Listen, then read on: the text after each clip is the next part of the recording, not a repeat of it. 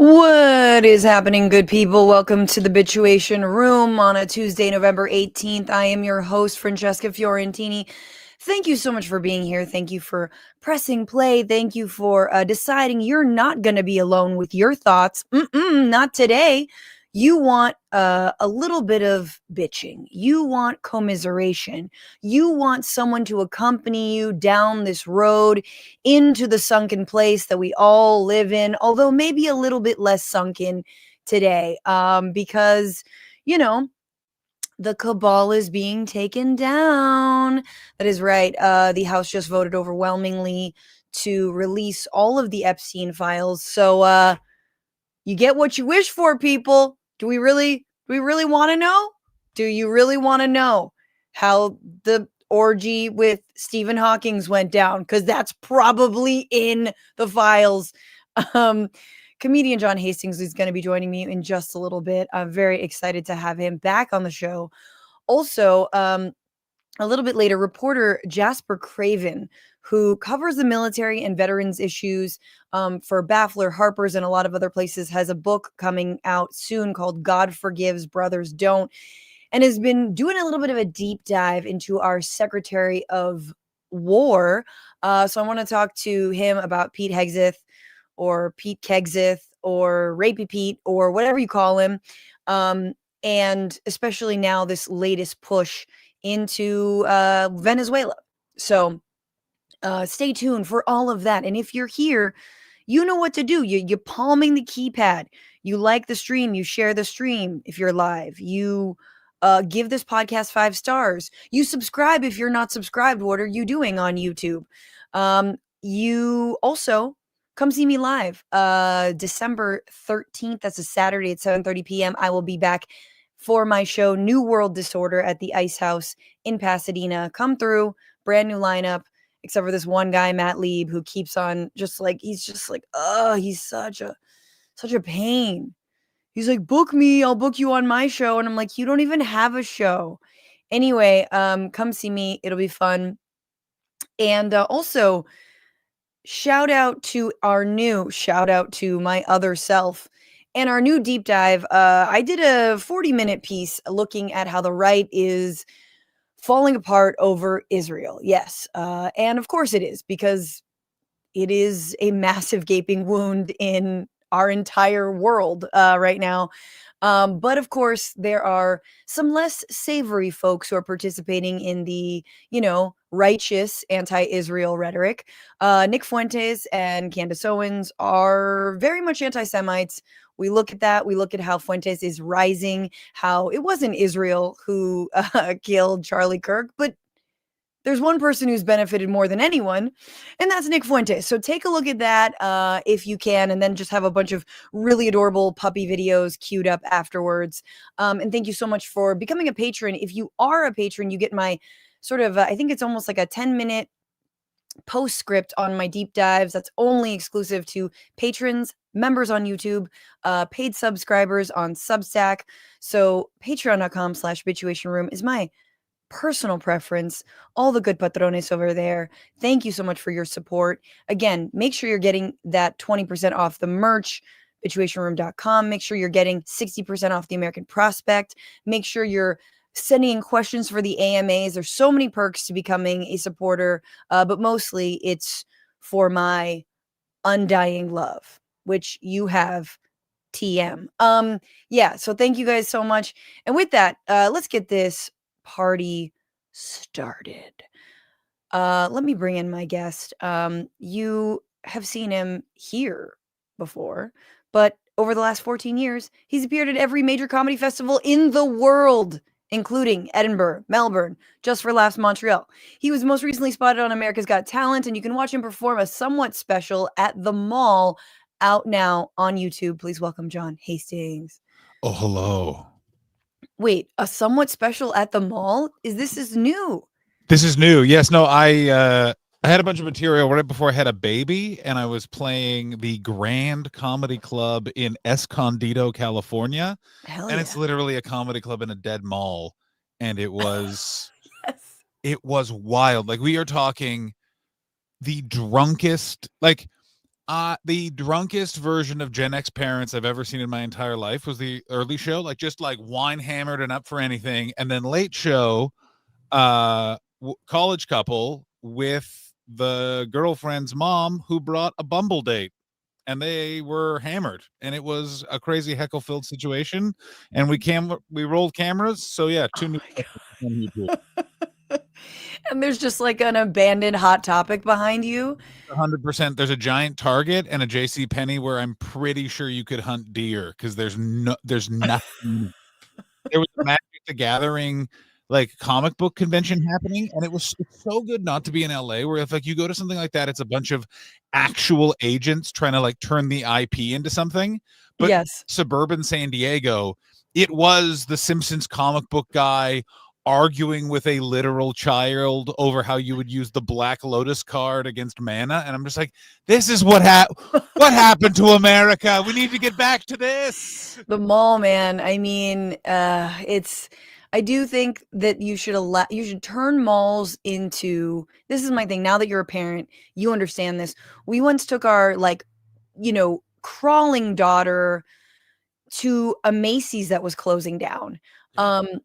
And it was perfect because, there was like, it was so much open space. She could crawl around everywhere. And it was like open at 9. And there's so many places that don't open. They're for kids, like, allegedly. And they don't open till like 11. It's like, dude, we've all been up from 6 in the morning onward. So can we just turn this into just a massive bounce house with really good coffee that opens at fucking 8 o'clock in the morning? The Glendale Galleria is the greatest place in the entire world. It is doors open at 7. Dunkin' Donuts is open. It's the only thing that's in there. This is a mall, by the way. The rest of the world.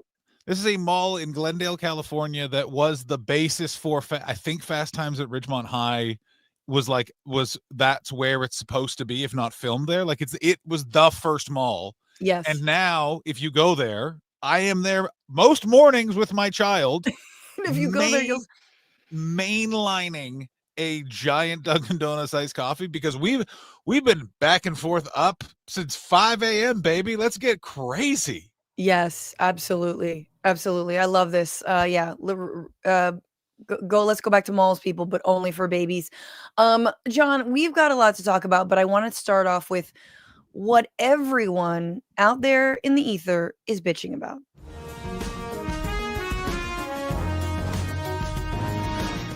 By ether, I mean here. John, what are you bitching about today?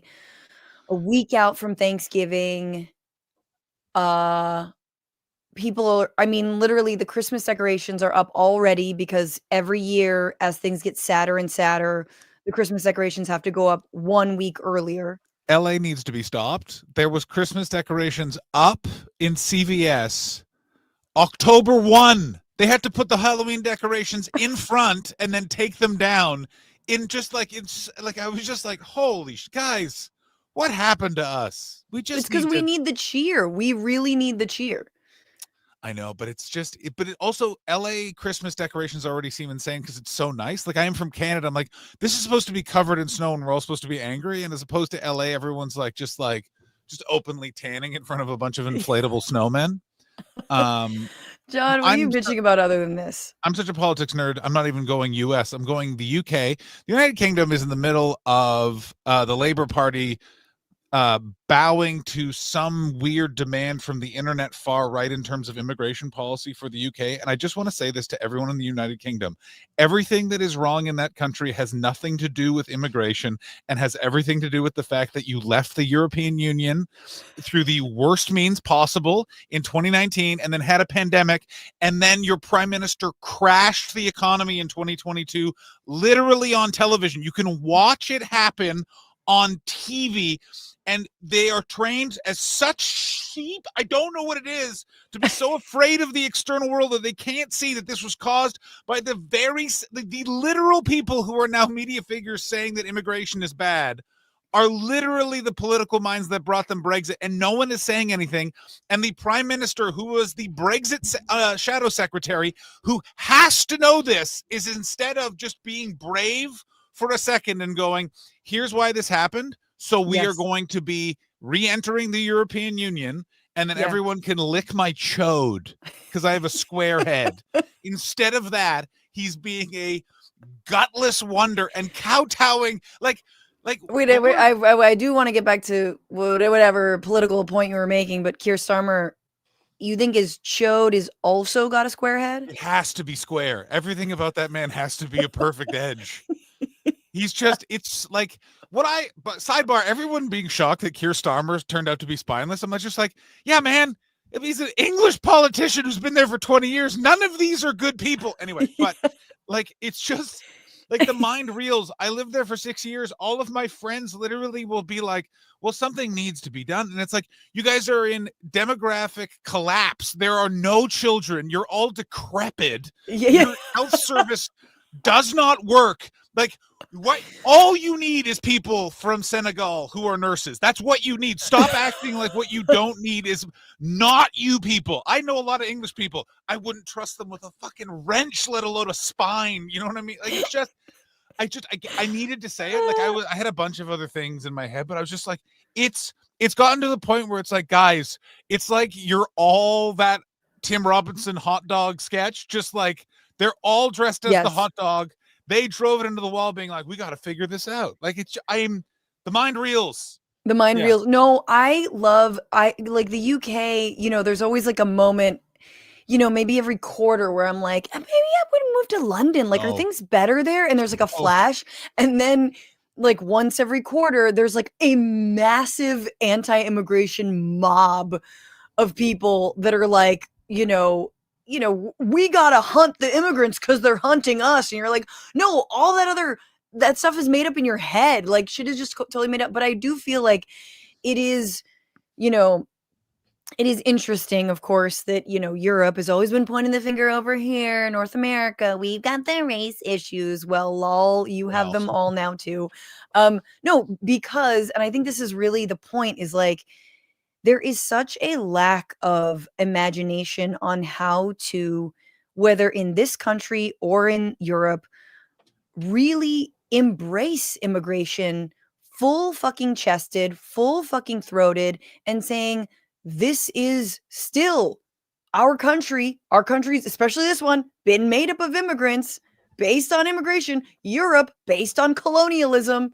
And like, this is okay. I'm going to handhold you through this, but I'm also going to proudly humanize all of these people that are now part of the fabric of our society in many, many ways, have been here for generations, or are new arrivals and are incredible. They contribute. They do this and that. Like, there's just like, this is exactly what I was going to bitch about too, John, because I'm bitching about the fact that we now know that so many of the ICE raids that are happening in the United States, which really is probably where, like, the right in Europe is headed as well, which is just having like Gestapo, trying to ethnically cleanse people. But we now know that so many of these raids are not on criminals. We've never thought they were. I mean, it's always been a pretext, but like, there were Black Hawk helicopters sent to this apartment building in Chicago. Many Venezuelan immigrants were, and people in the building were awoken in the middle of the night. They were detained and then some of them deported. None of them were criminals. None of them were part of Tren de Aragua or whatever. And it turns out that the feds got the information about this raid from eviction notices that were served by the building manager, like by the real estate company, right? The owner. And like, so they were working in cahoots, and it really was this way for the person who had this decrepit ass building to evict a bunch of people, which was just call in ICE. So my thing, I'm not mad at like shitty racist landlords. I'm not mad at ICE that the Gestapo are going to do what they're going to do. What I'm pissed off is that there is no imagination from the other side that says, hey, I'm going to go to this apartment building. I'm going to stand in front. I'm going to talk to people. I'm going to put an undocumented or a document, doesn't matter. I'm going to put an immigrant on national television. Hey, tell me about your day. What do you do as a landscaper? What do you do, selling like at your taco stand? Like, what is it that you do? Raising other people's children as a nanny. Like, This is the lack of imagination from the other side because we've let it fester for so fucking long that, I think both the UK and the United States are a little bit out of ideas. And I say that even, again, last thing, and I'll let you speak, I guess. Right now in the United States, everything is coming crashing down for Republicans. It's terrible. The economy's awful. The Epstein files are being released now. And, everyone's like, well, this is looking really good for Democrats. It's not looking good for Democrats. No. Unless Democrats can articulate a vision, then in fucking 2 years or 4 years or 8 years, whatever it is, 2028, the vision still stands of, well, we can always do fascism. Well, as long as you sell these people out, you will be safe. That's never going to go away. It's not going to be people be like, I'm tired of fascism. No, man, it always gets worse. I agree with everything you're saying. And the problem is there's no accountability. There's no accountability even in various media spheres when it comes to things like immigration, to the point now that conspiracy theorists on the right who literally were warning about Black Hawk helicopters and FEMA camps are now ignoring this because they feel that this is on their side, and they are also losing their audience as a result of this. Because no matter how crazy you are, the ICE raids, you're like, well, no, okay, no one.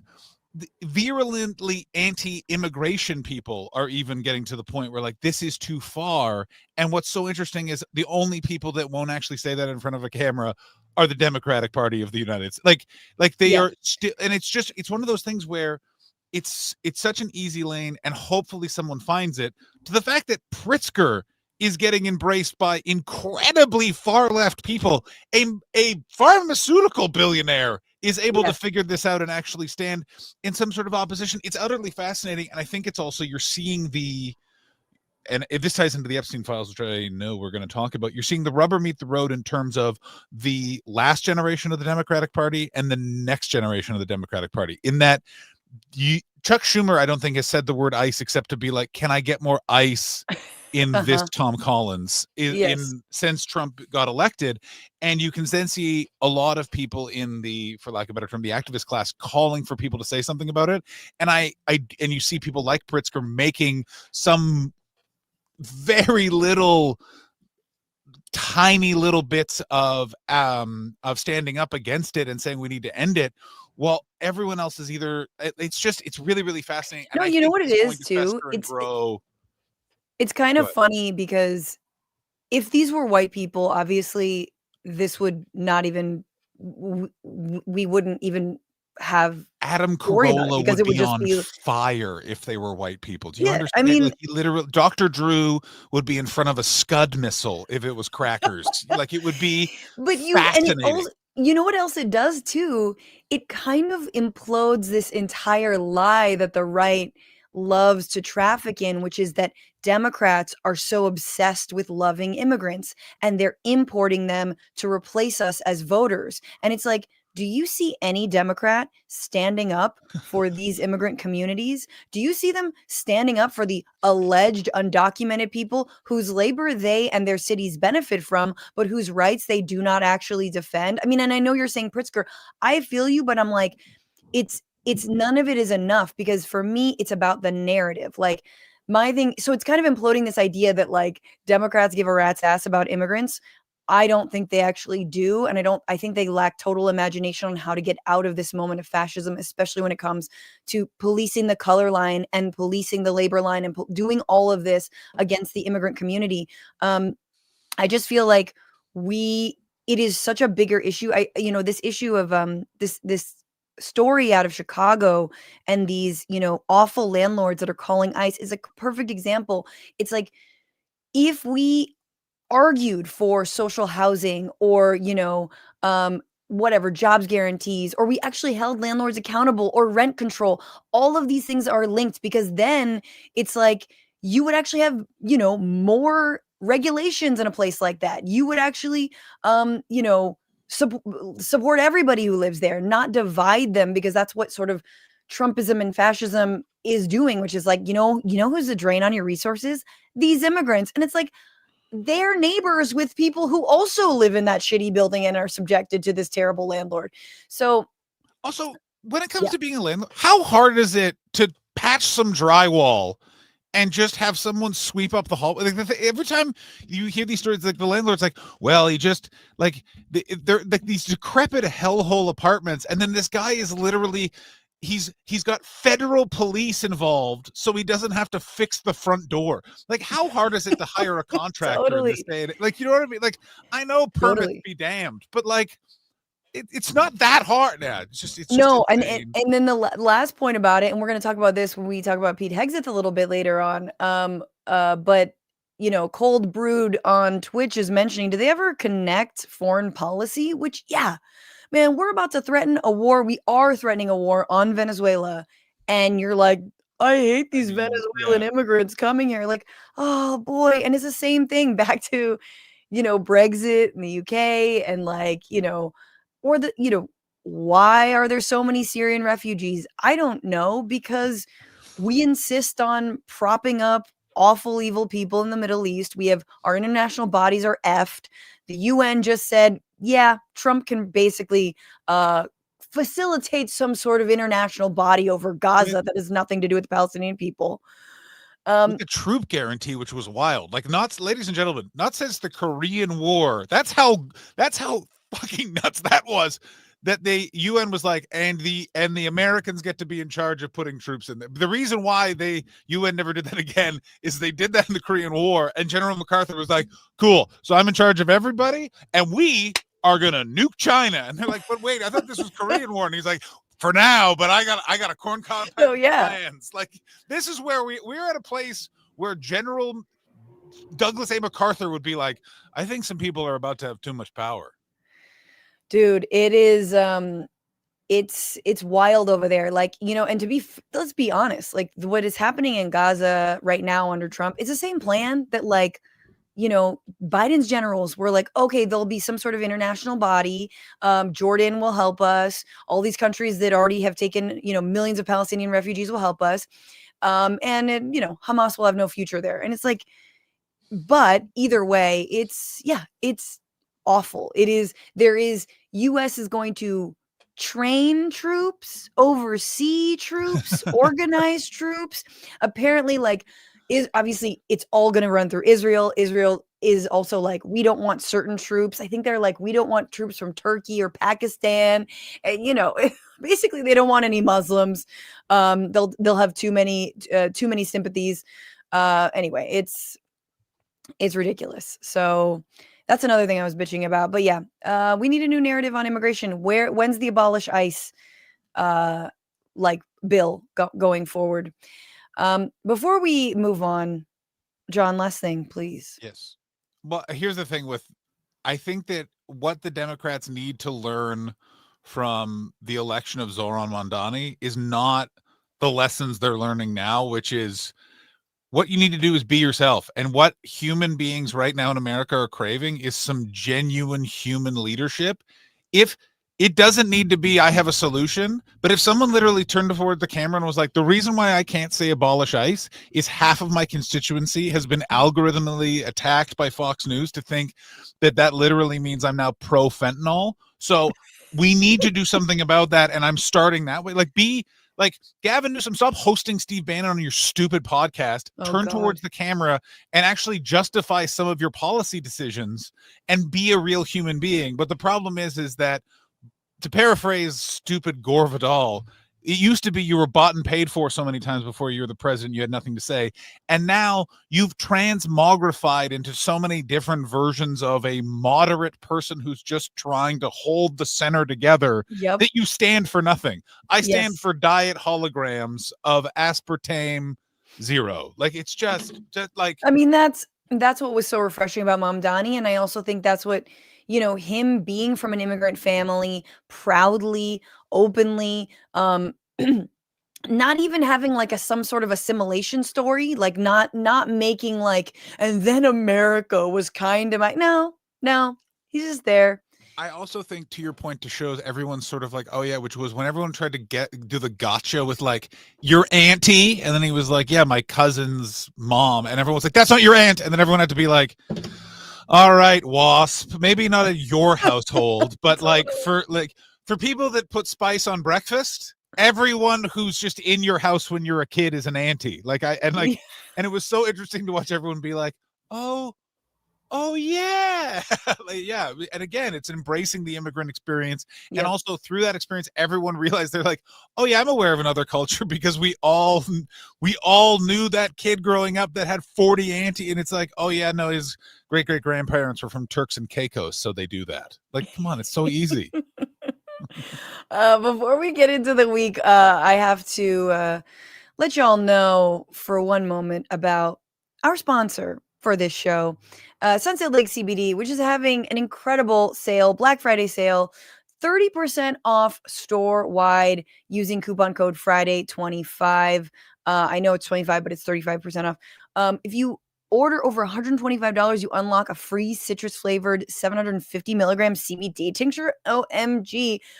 So yes, this is, we boycott the big brands on Black Friday, but let me just say, for your family friend or your homie has a problem getting to sleep or needs to relax or just, something kind of like a cute little stocking stuffer, Sunset Lake CBD.com has got you with their tinctures, their gummies, their like salves, their lotions. I really like their lotions because like my body constantly hurts and I feel like the CBD definitely takes, I'm like, yes.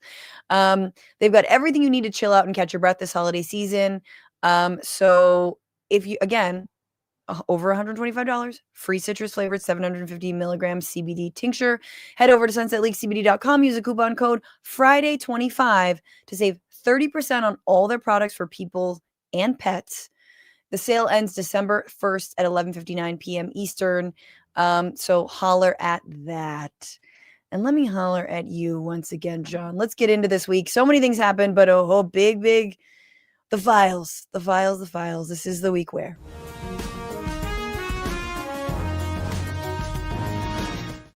So this is the week where the House overwhelmingly voted to release all of the Epstein files. Now, this is really interesting because a week ago, it was like, I'm sorry, the who? The Epstein what? No. And it was arguably the one thing that Trump liked about the government shutdown was that this whole process was stopped. A new representative, Adelita Grijalva, who was the tie-breaking vote, couldn't be sworn in or was not sworn in by Mike Johnson. She was sworn in, and it was not 218 that voted. It was 427. Only one Republican voted no. Who? Oh, okay. Let's see if I can guess. Dude, Rand Paul. I feel like it'd be this is government interference. We're printing all this paper. That's terrible. It's Mr. Clay Higgins of Louisiana of New Orleans. Wow, do declare, Mr. Trump. Every single person appears in a file. I've appeared in quite a few files myself. Nail file. It abandons 250 years of criminal justice procedure in America. As written, this bill reveals and injures thousands of innocent people, witnesses, and people who provided alibis, family members, etc. Wait, what? People who provided alibis? If enacted in its current form, this type of broad reveal of criminal investigative files released to a rabid media will absolutely result in innocent people being hurt. Oh boy. I really hope he did say alibis in his concern. Ladies and gentlemen of the House, we release these files. Some people will be found guilty of perjury. Like it's just backwards, stupid hick talk. He's just rattling off a bunch of procedural words that I think he thinks appear in Matlock. Here's my one question though, Francesca. Do you think we see these files? Because here's my point. This now has to go to Trump's desk, literally, and he's like, we're doing this whole thing as if he's not the president, and like that he came forward and was like, I think they should vote to release the president got to do with the Epstein files? He could just release them. Like he could just be like, put them out. No, right. Well, of course he would, because he's not like mentioned in them. He's not like the second most mentioned name in the files that we've seen thus far in the 20,000 emails that the House Oversight Committee just released last week. it's not like he's got anything to do with them. It's not like Virginia Giuffre was trafficked from Mar-a-Lago by a woman who he's given a cushy new little prison. I mean, you can't even call it cell to. Yeah. Ghislaine Maxwell doing yoga. Can you imagine doing yoga in a class with Ghislaine? I think about that person all the time. I have a child, and yet I know that there are 3 different cast members from Real Housewives franchises that are in the same dorm as her. I know that there is like all this, like all these problems in the prisons with discipline now, because the whole rumor is like, if you say anything bad about Ghislaine Maxwell, then bad stuff is going to happen to you, and then as a result, she's like a witch. Like everyone's acting shitty as a result, and like everyone's pissed off about it. Like it's everything you want it to be in terms of the pre-pardon period of Ghislaine Maxwell. Because let's all just put our cards on the table. There is no way he is not leaving that White House without pardoning Ghislaine Maxwell. Like, I mean, it's either that or she winds up, there's a extra, there is a fight that breaks out. You know how those housewives get. And Ghislaine, oh yeah, is the irony. Ghislaine Epstein's herself. Yes, the irony of that would be, would that be rich? I don't know why Ghislaine is no longer in this world. I don't think we see the files. I think this gets to his desk. He vetoes it. He does something. Like I don't want to be this guy, but I'm going to be this guy for 1 second. Venezuelan war starts the second that bill hits his desk. This I think could be it. The real thing though is this is okay. Another real thing, but Mark Epstein, Jeffrey Epstein's brother, the one who said that perhaps, I hope does Putin have video of Trump blowing Bubba, which may or may not be Bill Clinton. It's probably not, but one can dream. It might be a joke. He says it wasn't Bill. But Mark Epstein was on News Nation the other day saying that the reason that so many of the Republicans are okay with this is because there's a place where they're scrubbing the files. Take a listen. What I do want to talk about is I've been recently told the reason they're going to be releasing these things and the reason for the flip is that they're sanitizing these files. There's a facility in Winchester, Virginia, where they're scrubbing the files to take Republican names out of it. That's what I was told by a pretty good source. I mean, what's nice, though, is it's this current Trump administration, like the one before that had all the neocon assistants that actually were efficient at redacting files. This one, I think, is going to be great. And that they may just remove all the names. So there'll just be things where it's just like, and then I was with the representative of Houston, Texas in the Senate's house. And his name is, of course, and then that would be blank. Like it would, like right. All the I'll never forget being in Trump Tower with the person whose name is on the tower. It's like, I think that we could look at in terms of scrubbing, but yeah. I mean, we'll see. They did a pretty terrible job editing the footage outside of Epstein's prison cell that showed that no one had came or gone, although it was edited and everyone could see through the metadata that it was edited. But yeah, who knows what is being scrubbed or is not, but we do know a fair amount. I mean, the one thing is interesting is if Trump had not said at a very late hour that he's okay with the Epstein files being released, right? Because why would he say it was okay? Unless two things. One, he found about that place that scrubs files in Winchester. Yeah. Or he realized this was massively going to hurt him politically and that so many of his Republican caucus wanted to vote for it. They were all going to look like child pedophiles, which many of them are, or pedophiles, not child pedophiles. That's weird. I think that's legal to be a child pedophile. Yeah. I think if you are a child, you could be a pedophile, but I'll have to look into that. Yeah, I think that's also one of those ones where how do you look into that? Like you're getting on a list no matter what. You don't Google it. No. But they all clearly were like, we're going to look terrible. We're getting crushed by our base. All the QAnon moms are all over this on their Facebook. We have to vote for this. Just scrub your name or find some way to conceal it and let us vote for this because it's gonna hurt us in the midterms. So that's what I think happened. And he did flip and say it was like, whatever, I've got nothing to hide. But of course, again, maybe things are being scrubbed. However, things that have not been scrubbed are really out in the open. And I just want to like mention that we've got emails between Jeffrey Epstein, yes, and like a New York Times journalist who was like effectively coaching him. So good luck, New York Times. We also have sorry, we have emails of him speaking with Michael Wolff, another journalist. Michael Wolff kind of coaching him. And they're both kind of coaching him on like, hey, here's how you leverage your relationship with Trump against Trump. And this will kind of be a theme throughout the Epstein emails that I really want to hit on, which is Epstein speaking to other people about his leverage on Trump and about Trump world and Donald Trump himself being terrible, being a piece of shit, how he's unstable, how he's senile, like, whatever. And then you kind of see it in some of the emails. This is an interesting email he emailed Bannon quite a lot. And now, remember, there was a time when Bannon was on the inside of Trump's circle. And then he was like out of it. And a lot of libs, including myself, are probably like, oh yeah, because he was just too extreme. He was definitely like, it was just too extreme.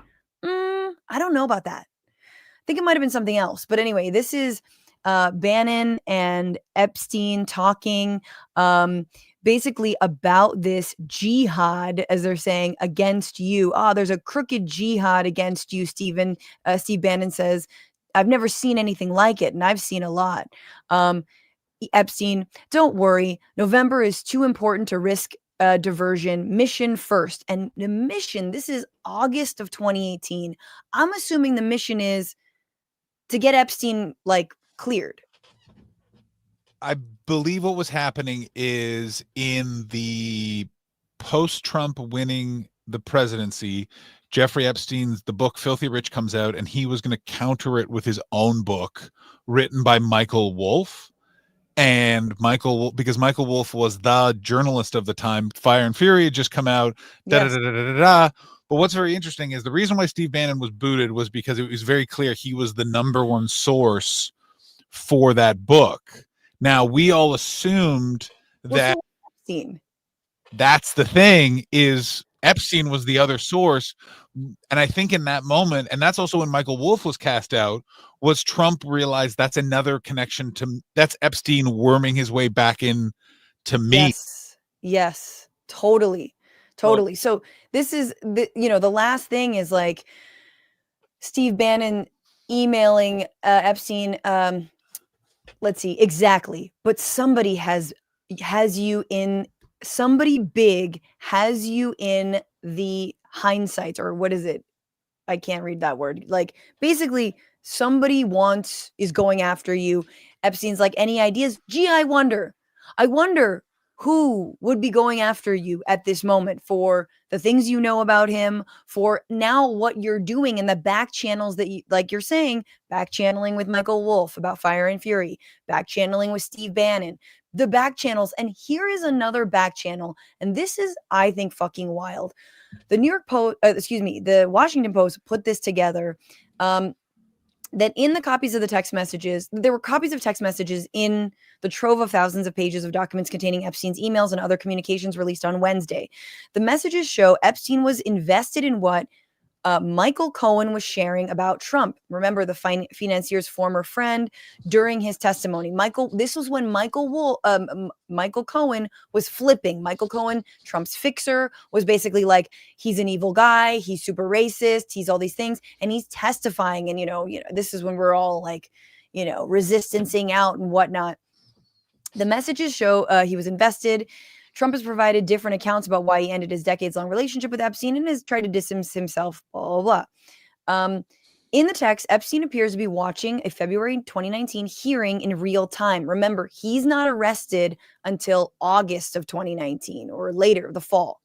And at one point informed Stacey Plaskett, who is the representative from the Virgin Islands, where Little St. John or, Pedo Island, where that is.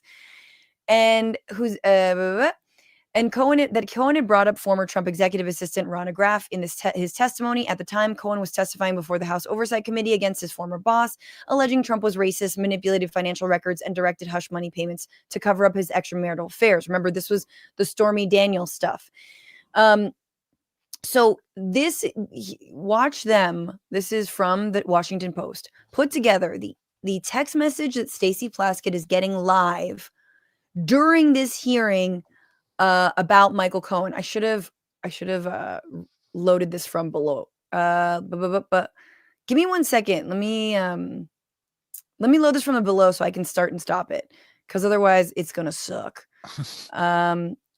Just while you're doing that, let me just say this. What is so Please. fascinating about the dump of these text messages and all of that sort of stuff is it very much points to Jeffrey Epstein somehow being concerned about what financial information is going to go out there, which to me, not that I'm a conspiracy theorist, points to Trump being some sort of cutout or some sort of way station in a money laundering style scheme. The only thing that really makes sense of what Jeffrey Epstein was doing financially, and he said this, there a few different people heard him describe himself as the reverse Madoff.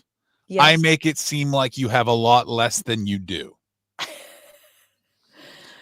I mean, it's so deep. There's so much here, obviously.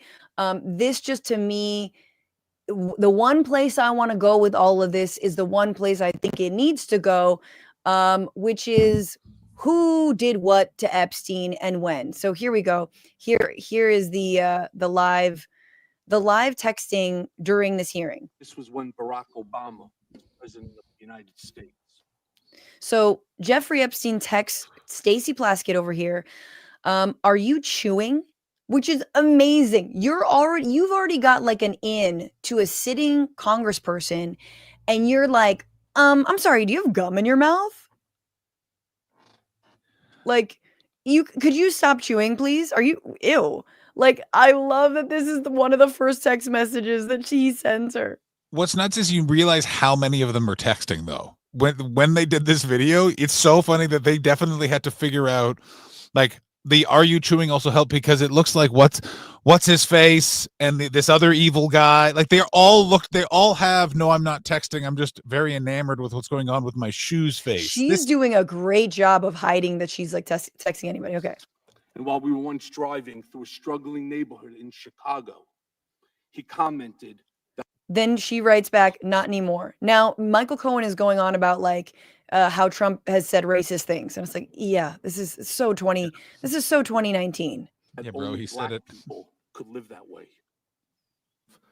Attorney-client privilege, yes, I will turn it over. You, as my friend, Mr. Meadows, pointed out. Okay, text from Jeffrey Epstein. Cohen brought up Ronna, keeper of secrets. Now, she's going to text back, what is Ronna? Misled this committee even today in a written submission that contradicted your testimony. You have Ronna, she said? Review that. Did you review? Are you going to review it in our next break to correct the record? Yes or no? Yes. Question. Quick, I'm up next. Is this an acronym? She doesn't know what Ronna is. Oh my you helped God. out the president's campaign, or were involved in the campaign as a representative, as a spokesman. Even in your words today, it was your idea for the campaign dating back to 2011. Is that accurate? Yes or no? That's his assistant. He writes back. So basically, like, you should ask him about Ronna, which is Donald Trump's assistant. And so she's getting this real time from Epstein. So Epstein is colluding with a Democrat again, helping Michael Cohen against Donald Trump. Yes. Mr. Weisenberg and other individuals, Ms. Ronna. Who are those individuals? Are they with the Trump organization? They and are. Are there other people that we should be meeting with? So Alan Weisselberg is the chief financial officer. Uh-huh. You got to quickly give us as many names as you can so we can get to them. Yes, ma'am. As Ms. Ronna, what is Ms. Ronna's position? Ronna Graff is Mr. Trump's executive assistant. And would she be able to corroborate many of the statements that you've made here? Yes, her office is directly next to his, and she Sent 2 minutes later. Good work. So this to me is absolutely insane. Oops, that he is live texting a sitting congressperson And again, like, this is, I'm sorry, people. Trump and Barr, they offed him. They offed Epstein. Oh, so you're going Barr. Whatever. I'm Trump. thinking, come on. Well, it's definitely Chubb. I'm thinking I can't remember who the CIA director was. Was it Panetta at this point?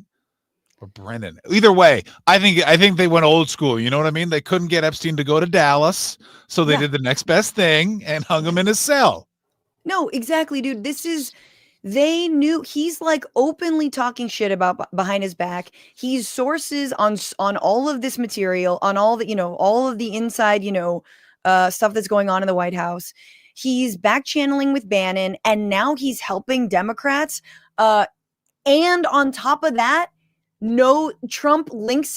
Epstein links Trump to all of the pedophilia, all of the trafficking, all of the stuff, plus things that we probably know happened. They shared girlfriends. There's naked pictures, of some girls with Donald Trump. Like, but this shit is crazy to me. Like, they fucking killed him. I'm sorry, dog. They killed him.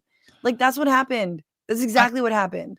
Can the Democratic Party just learn to vet one fucking donor one fucking time? Can I just say, like, all you had to do was not have a fun text message banter during a hearing with a convicted sex criminal pedophile, and only it's a nightmare being on the left in America, because you're like, who represents you? Not only are they stupid, they're corrupt. And you're like, God damn it. I know, you're like, oh, you're right. No, it's obviously the Trump killed Epstein is one step too far, because, MAGA sees this and are like, oh my God, this is a Democrat working with Epstein, trying to take Trump down. And I'm sure they're going to justify anything that is in the documents. Or they're either A, not going to report on them, which they're not, or B, will say, like, it was actually just the Democrats trying to take him down. Like, they blame everything on Oppo research. Oh, it's just Oppo research. Yeah, because there's stuff there, dude. Yeah. But yeah, to me, of course, it's a bad look for Stacey Plaskett, like, who has since admitted that, yes, she was texting with Epstein, because there's no way to deny it. But like, it's more than that. It's just like, oh, this gives Trump the excuse to take this person out, in addition to, again, all the things that he's holding over you. So we will see what happens to Ms. Maxwell. I want to turn to somebody else who's kind of pivotal in all this. She's a breakout star of the last, I don't know, 4, 5, 6 years at this point. Now she's changing her tune, people.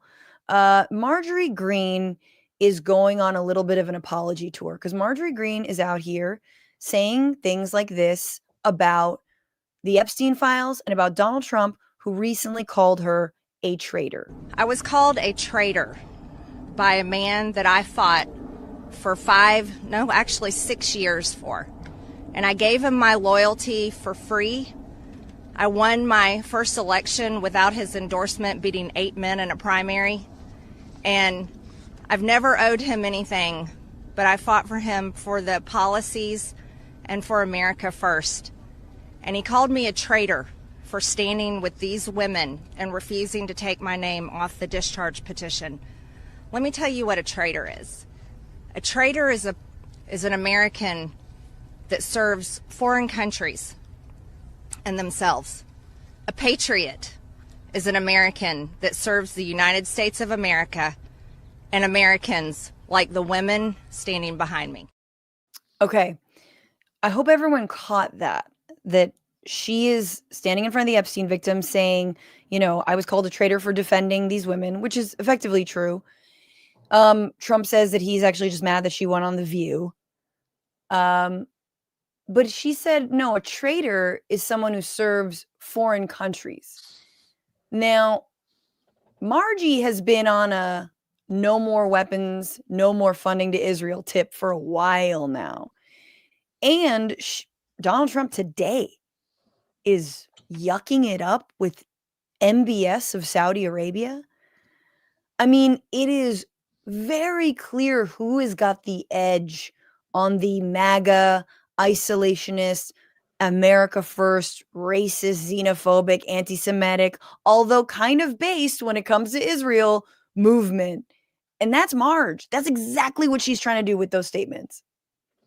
Yeah, I mean, what's very fascinating is I think Marjorie Taylor Greene was the first person to realize that Donald Trump's not going to be the president in 2028, but his voters are going to be around. What is truly terrifying is what you're seeing is the early stages of the Republican primary, which is going to be Tucker Carlson and Marjorie Taylor Greene, all but saying like I think that people use dog whistle a little too much at times. It can be a replacement for actually people having just counterpoints, but they are going to be dog whistling towards neo-Nazis to the point I think there will be a whistle on stage every time they actually do it. Like, it's going to get so much worse. And Marjorie Taylor Greene is just showing the cynicism that she exists within. She didn't believe any of the things she was saying before, and she doesn't believe any of the things now.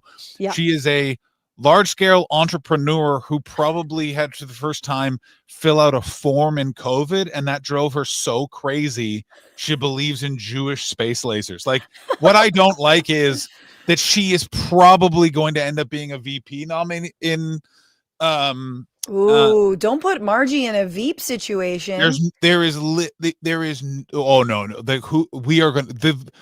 candidate is going to be from the Republic side, the post-Trump, I think it's going to be Tucker. It would have been Tucker RFK Jr. I think we could see Tucker MTG as the Republican ticket in 2028. For sure. I would agree with that. I mean, I would absolutely agree with that. Trump is out here. This is a couple days ago. Lightweight Congresswoman Marjorie Greene betrayed the entire Republican Party.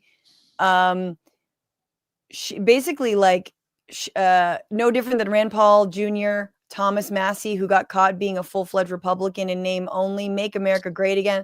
Like, he is going kind of warpath. It's interesting to call Thomas Massey out too, because he's also someone who's been leading the charge against more weapons to Israel. And again, this is a huge wedge, not just obviously in the Democratic Party, but now increasingly on the right. And I think, I don't know, I don't think she's as stupid as maybe you like. She's just like, she's pissed. She wants revenge for being put in a corner by Trump, not given a cabinet position as he withdraws his support and endorsement for her.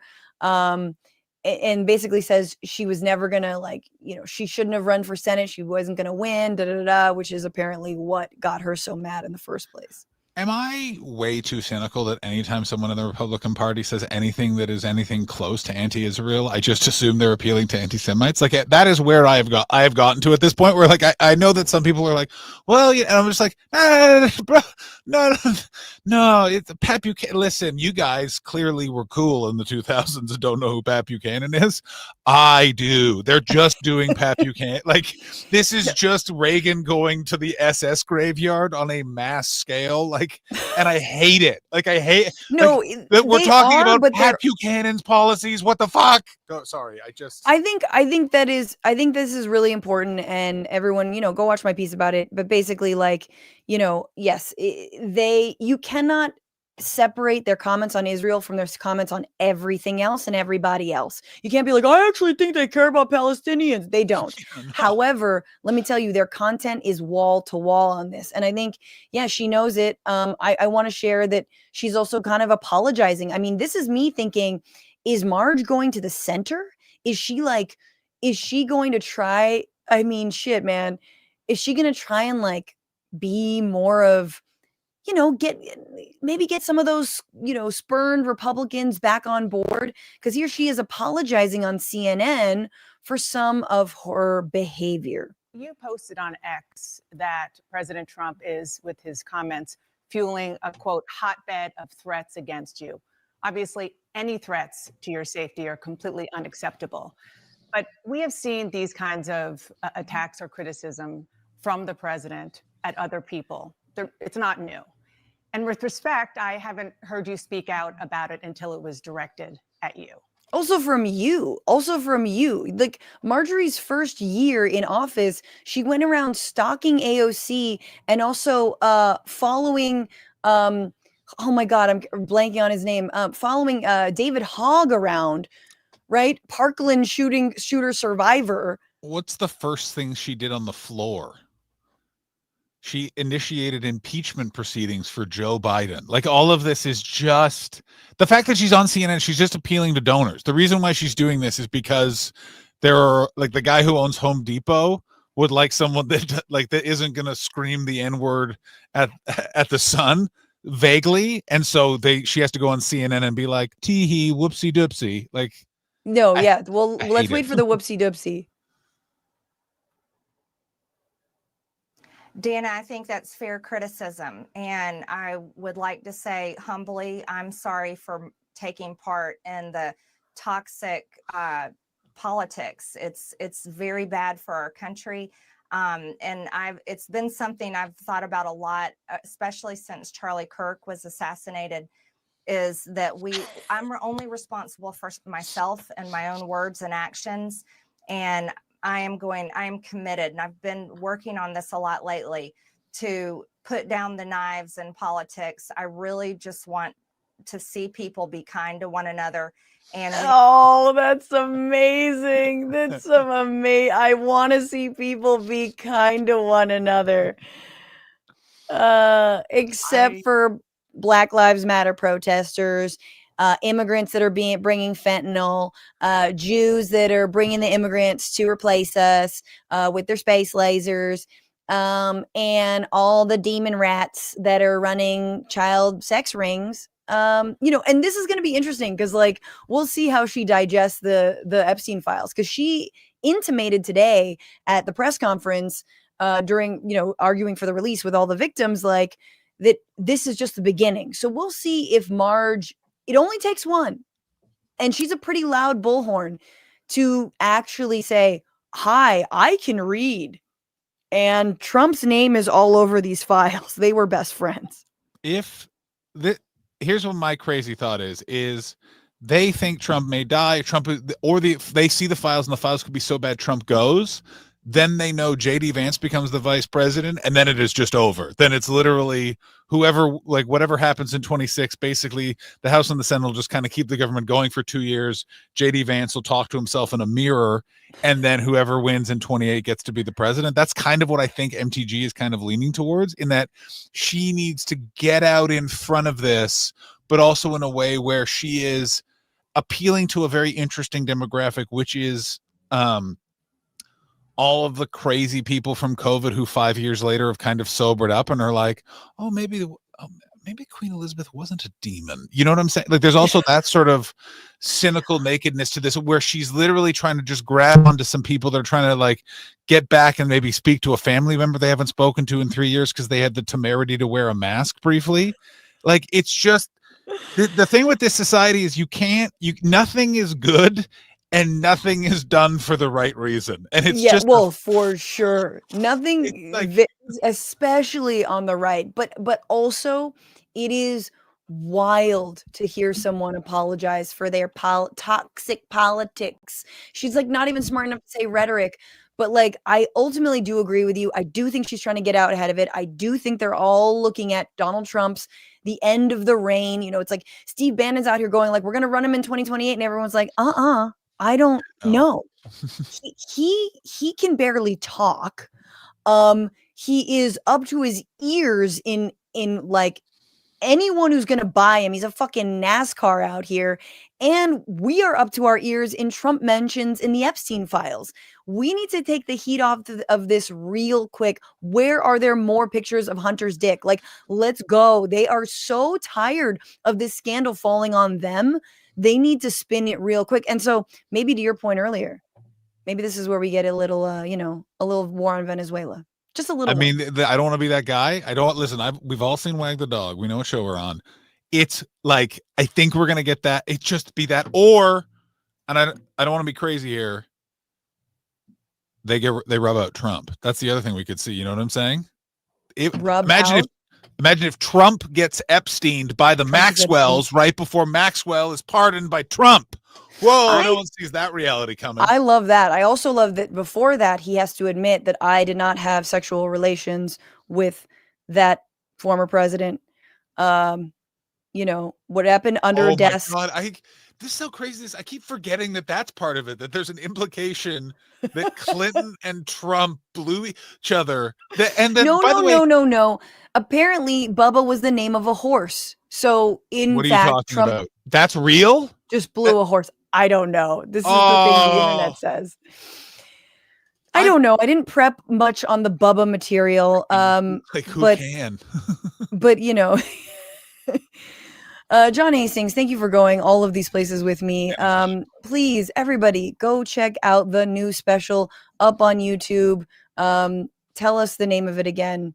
It's called A Somewhat Special Live at the Mall, parts 1 and 2, available on all fine YouTube websites. It's on YouTube. Just go. Oh my God, we'll link to it in all the show notes. So go there, and thank you so much for being on. You're the best. Thank you so much. It was the best. I will see you soon. Enjoy, Jasper. Have a great one. Jasper, I just followed you on Instagram. See you later.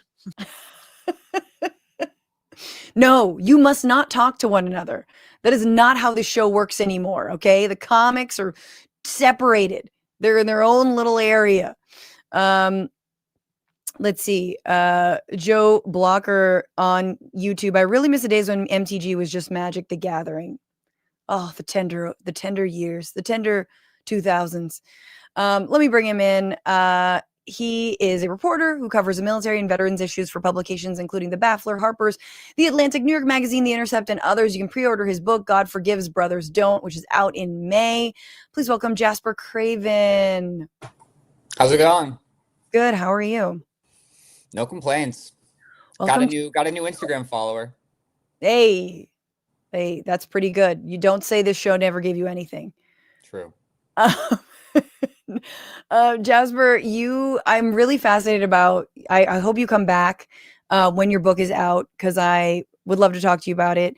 And I think we are having more broadly this conversation about like the culture of the military, the culture of militarism, how it affects our own society. I mean, I think we're like, 25 years out from the beginning of the War on Terror, and everything's come home to roost, quite truly.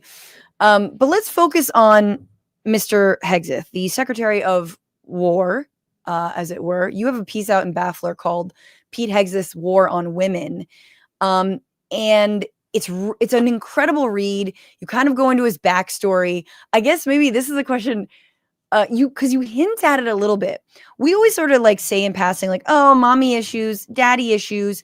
It doesn't feel like Pete Hegseth was neglected by his parents, but that shitty people can actually just be more of like a nature thing. They just happen.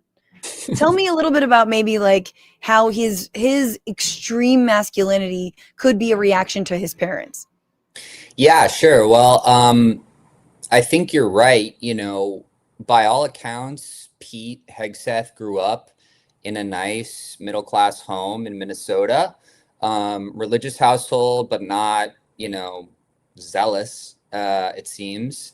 Very smart, went to public high school, valedictorian, star point guard on the basketball team, seemingly pretty popular. I mean, he wasn't at this point, sort of quite the, he didn't have the charisma that he's harnessed, that he's able to harness today. But, by all accounts, well-liked, good, hardworking parents who loved him. And a really nice high school sweetheart, it seems, as well, a girl named Meredith. There are 2 photos of them in the yearbook in tight embrace. From what sources told me, they were saving each other for marriage. He goes off to Princeton. She attends Barnard, which is the Columbia Women's College. And then at some point, and 9/11 does feel kind of like a moment where things change, where Hegseth is like fundamentally rocked in some way. Yeah. A sort of transformation takes place. I want to ask about that, but so sorry. There was multiple references in this piece, though, that also like his dad wasn't really confrontational. Like his dad wasn't like, Pete Hegseth is so performatively masculine, such a joke, so ridiculous, and that his dad like wasn't really that, and maybe this is all a reaction to his dad also like being, I don't know, being too beta for his son, like being too much about his feelings. Yeah.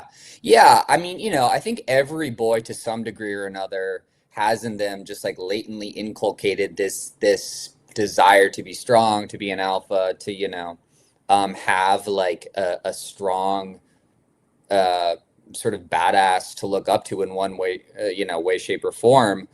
And yeah, according to one of Pete's books, his dad was like a hard worker, but wasn't confrontational. And he just straight out says, like, I could not look to my father as an archetype to shape myself in. And then, from there, he has like this other mythical moment at I think it's a 4th of July parade where he like meets a Vietnam veteran who sort of counsels him and tells him not to miss his war. It seems like as he was sort of searching around for some, more aggressive, mold to shape himself into, he found the military. Many boys do, of course. And, it's unclear, like, if his mom was kind of aggressive and, like, would sort of emasculate his father, or, like, what their exact dynamic was. But yes, it's clear from Hegseth's own memoirs that, he felt some sense of shame and embarrassment about his father's compunction. Got it. That's really interesting. Before we get into the college years, because I really love that. I think a lot of people don't understand that like Pete Hegseth is like, I think we know he's unqualified, but he's like deeply unqualified. He like former defense secretaries usually are decorated. And I'm not, I think a lot of us, I'm not like, super schooled on all the ranks and all this, but like Hegseth really is not a very decorated guy, even though he served, in Iraq. It's like nothing pretty incredible to write home about. Yeah, I mean, he was not a career soldier. So Hegseth had two paths in front of him post high school. He could have gone to West Point and become a professional officer, and that would have been his entire life. Or he could attend Princeton. And so ultimately he chose a path that would lead him into a part-time military career through the National Guard. And really, I think he chose Princeton because he not only wanted the sort of like unctuous power that the military and West Point provides, he also wanted access to money. And obviously a place like Princeton can ensure that. I mean, there's like a funny little quote in the yearbook where he like talks about, wanting to like make bank as an adult and like roll in the Benjamins. So money was clearly on his mind. He didn't come from a incredibly affluent home. And so really, yeah, he chose to enter Princeton instead of West Point. And I think that speaks volumes about his priorities and also is just a reflection of his military career. He studies politics at Princeton, is part of the ROTC unit there, the Tiger Battalion.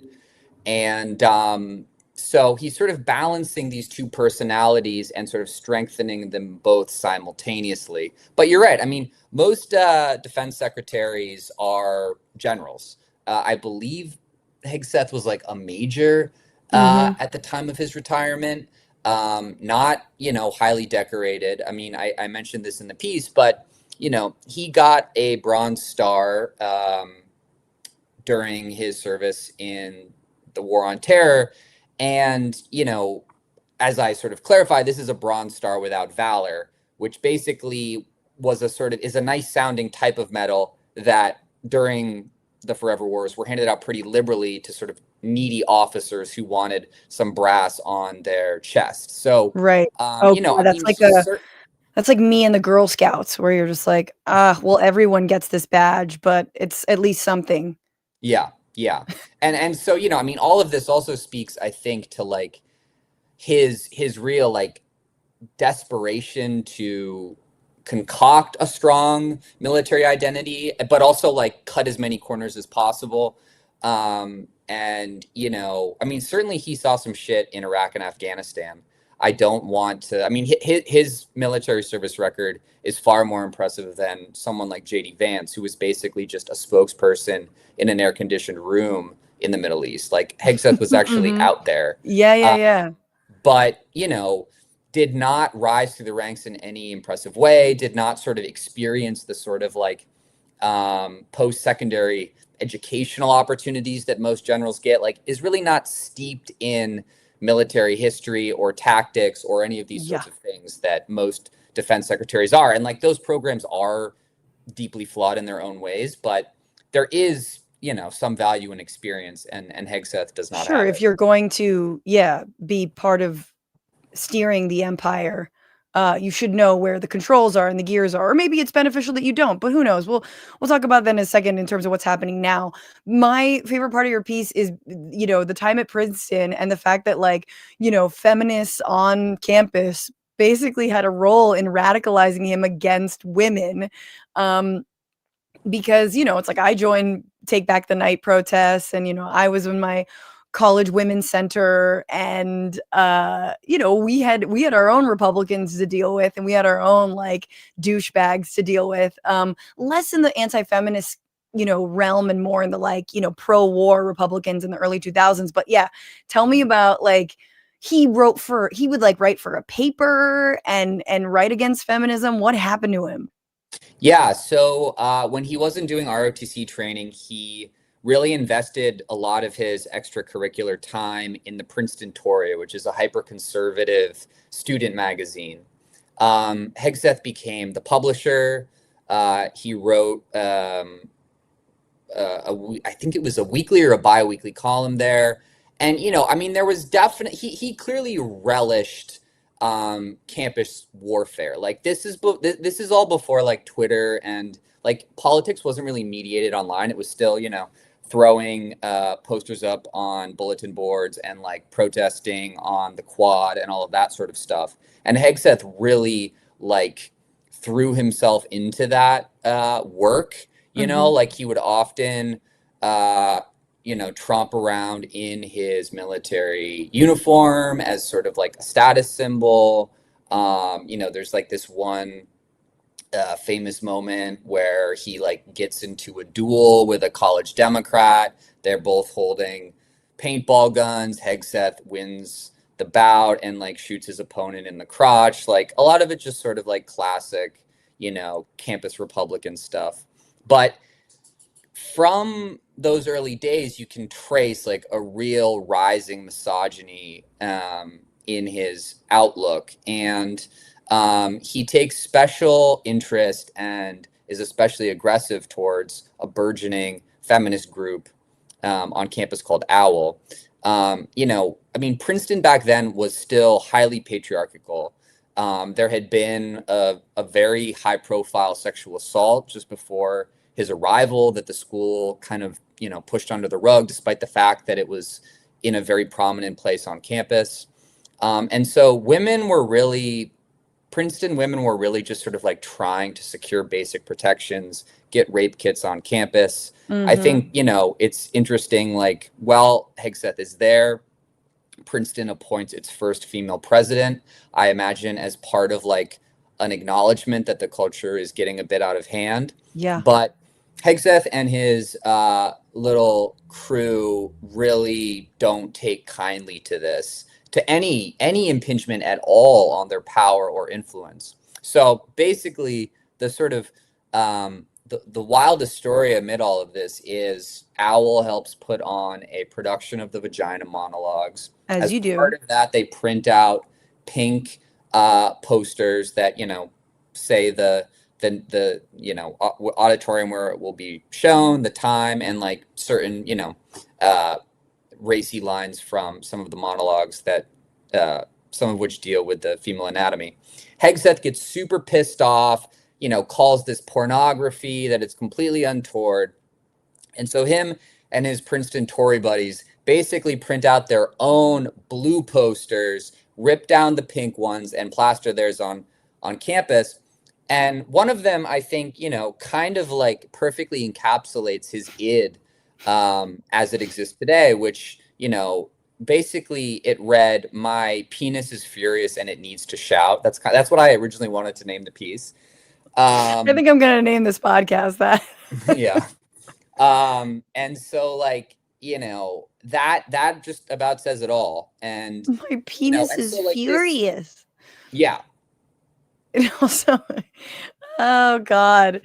So it's like this fragility, this like like for no reason, male fragility already that he feels is being put on him. I mean, I don't mean to like, out the gate say this, but it also, the kind of misogyny that Pete kind of exhibits also really, like, it feels like, does it have to do with is there like homophobia associated with it? Because I'm like, this also feels like someone who's got like hatred towards themselves, like, could he be closeted? Like, they're like that initially, that kind of like going off in my head, because otherwise, why would you care? Why do you care so much that women on campus, I don't know, like, Yeah, no, I mean, there's a couple like key sort of missing links or sort of puzzling details. One of them being that throughout all of this, Hegseth was still dating his high school girlfriend, Meredith, who was Right. going to a very feminist college, Barnard. Right. He must have visited that school. Maybe he was just like a raging asshole the whole time. But I mean, some people that knew him back then said they theorized that like this was sort of a character, and it's sort of like at some point slowly overtook him, that like he was able to sort of separate it out, and he sort of he did relish like the repartee, but side of him that people, even those who disagreed with him, liked.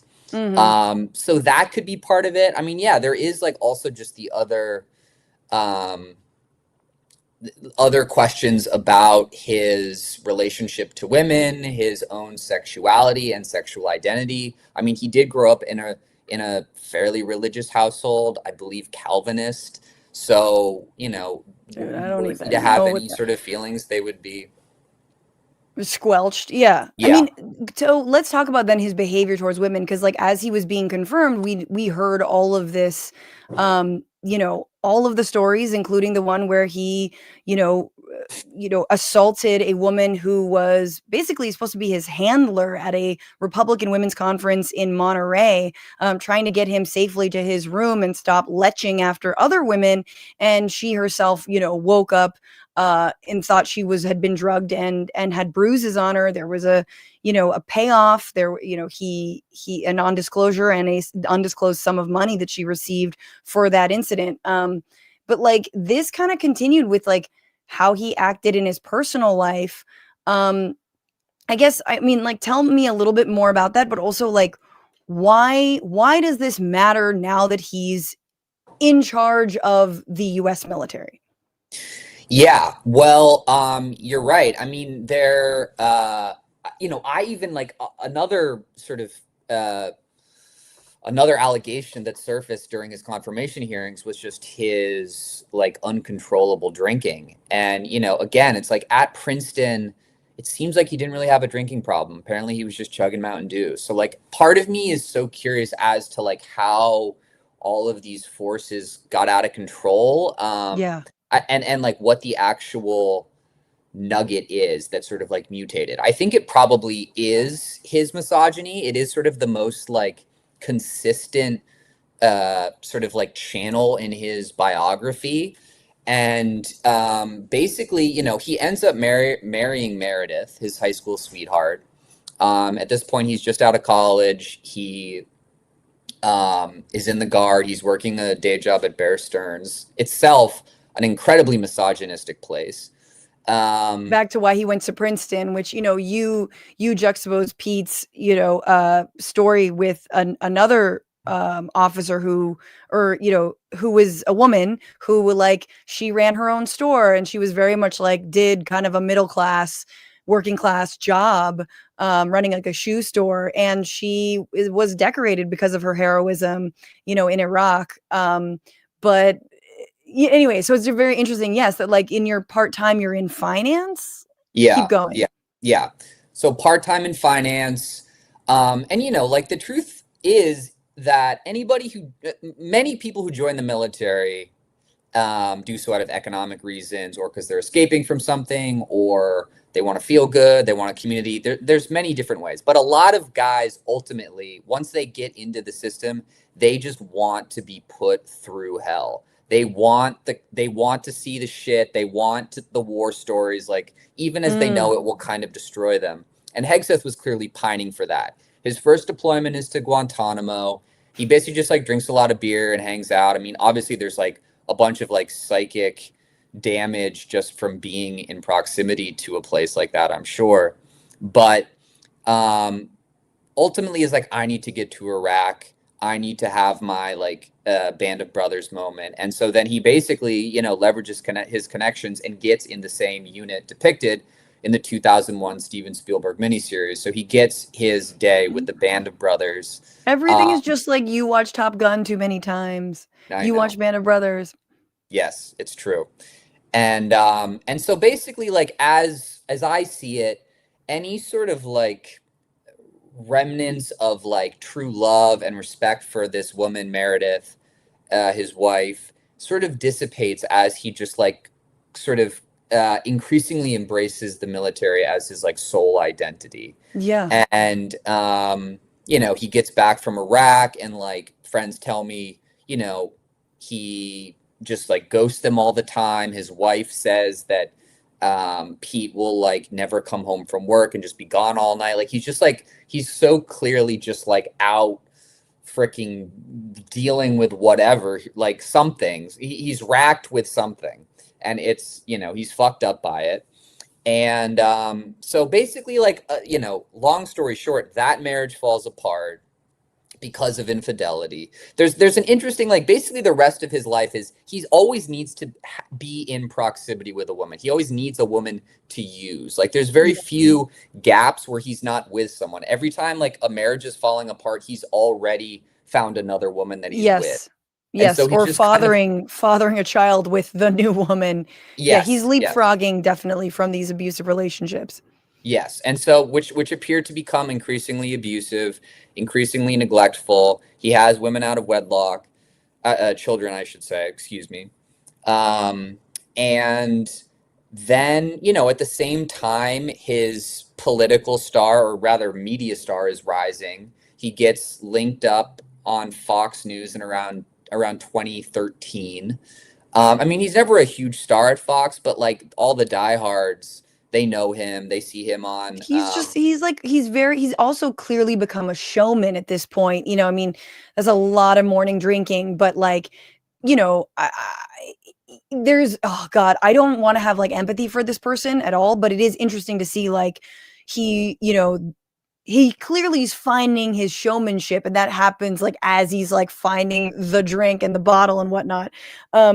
And, you know, the other thing I think it's important to mention that like after getting out of Iraq, you know, he might not have like stayed in or, you know, done much more, but he's out there like running these veterans organizations into the ground that basically their job is to launder all of the atrocities that are happening in Iraq, not just to the people there, but also to the, you know, vets and the, you know, people inside the military themselves who are like, what the fuck are we doing here? Why are we here? These missions are terrible. Like, we're, you know, what is the actual goal of this war?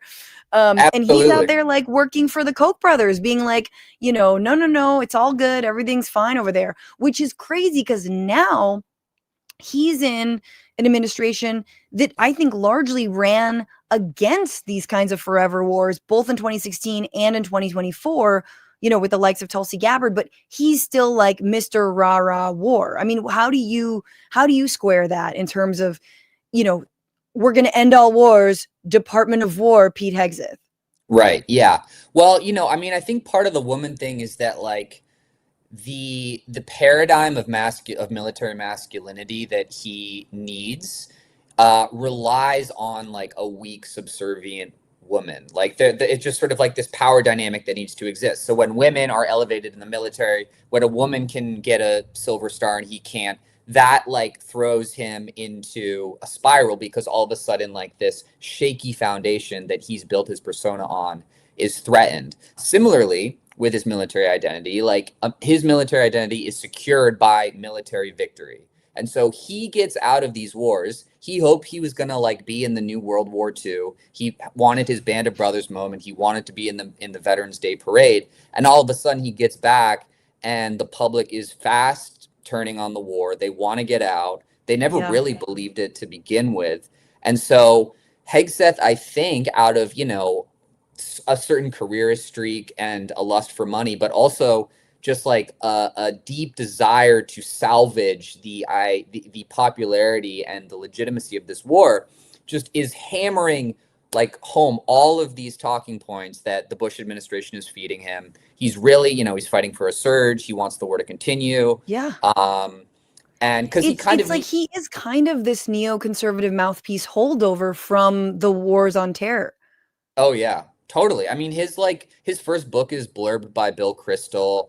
Like he's got a lot of, you know, these guys supporting him because he's, you know, attractive and charismatic and well-spoken. So yeah, and I think he really believed that. I mean, not necessarily because like he believes that, you know, peace and democracy can come to the Middle East, because he's like, war is always good. The soldier is always above the civilian and deserves our unyielding respect. And so like his project is to like maintain that status and maintain that supremacy. And so what it meant really, in these unpopular years during the war is just like taking billionaire libertarian money and trying to salvage the war. Now, did you read his book, The War on Warriors? Or I've read most of it. Tell me what he, you know, because he comes out with his book, The War on Warriors. What is his kind of argument? And then how is he implementing those kinds of arguments that he makes in that book, you know, and the broader misogyny that he has? How is he implementing that now in the US military? Yeah, I mean, it's pretty crazy because there are countless veterans from post 9/11 who will tell you, you know, straight up, the war was a failure. We never should have gone. A majority of veterans, this was a terrible decision. I regret signing up. Then there is the class like Hegseth who, for whatever reason, need desperately for the wars to be considered just and lawful and legitimate. And so this sort of like pack, and most of them, you know, many of them are linked up to big money or a political cause. They have sort of created these different scapegoats to like, at this point, because you can't say we won the wars, they've found these scapegoats to be like, well, we lost the war because of this. And so you know, not enough manly men. We lost the wars because of beards, I'm sure is a chapter. Yeah, right. Yeah, well, I mean, so like one thing that Ron DeSantis, noted Navy JAG, who, I mean, I wrote a profile of DeSantis. His whole thing was he just watched Top Gun too many times, like you said. And he was like, I want to be. Yeah, he did. He watched it too many times. And in that film, fucking Tom Cruise is like a Navy Harvard guy who becomes a JAG. And then that's what DeSantis did. He went to Harvard. Who plays baseball, if I didn't say that. A Navy Harvard guy who plays baseball. And that's exactly what Ron DeSantis did. Played baseball at Harvard, joined the Navy, became a JAG. Wears man heels. Yeah, it's Tom Cruise, same thing. Yeah. But anyway, so like as a JAG, Ron DeSantis' whole thing about like the war is, well, you know, the rules of engagement were way too strict. Like we weren't allowed to kill the bad guys because of Obama, you know, not letting us fire the bullets. That's his excuse. Hegseth and the book sort of like accumulates all of these excuses. Though Hegseth has women. Yeah. Women is sort of like the overarching problem. Yeah. I mean, you know, that book is probably, you know, that book is just like a noun, a verb, and the word lethality.